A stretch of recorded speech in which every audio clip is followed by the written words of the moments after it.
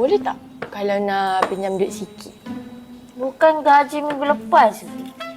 Betul. Tapi aku dah bayar rumah sewa, bayar kereta, kredit kad, Atomi. Senang cerita kan, komitmen aku ada 7-8 juga ah.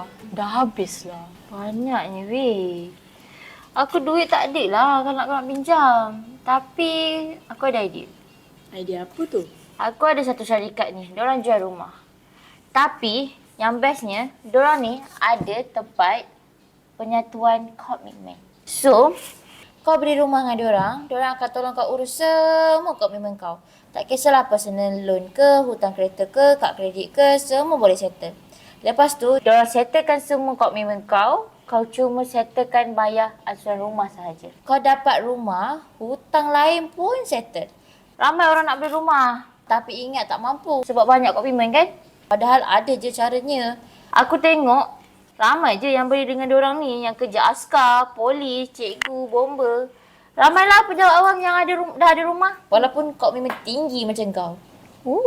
Macam menarik. So, kita ni wanita, kita kena ada rumah sendiri weh.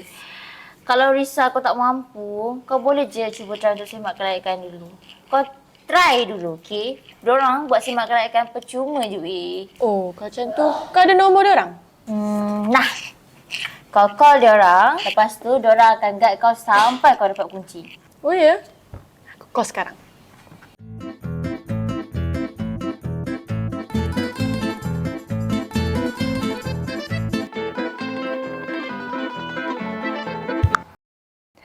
Hello Jaja. Hello. Babe, I nak bagi tahu application I untuk rumah tu dah settle. And then my commitment pun dah selesai dah. Sekarang I kena bayar rumah je.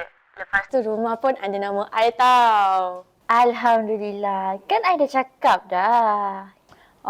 Thank you tau babe. Sebabkan you, I kenal Rizarish. Kalau tak, I tak tahu tau macam mana nak settle I punya komitmen. No worries. Thank you, bye. Bye-bye. Dengan Rizarish, kami akan bantu satukan komitmen anda dan dapat rumah impian anda.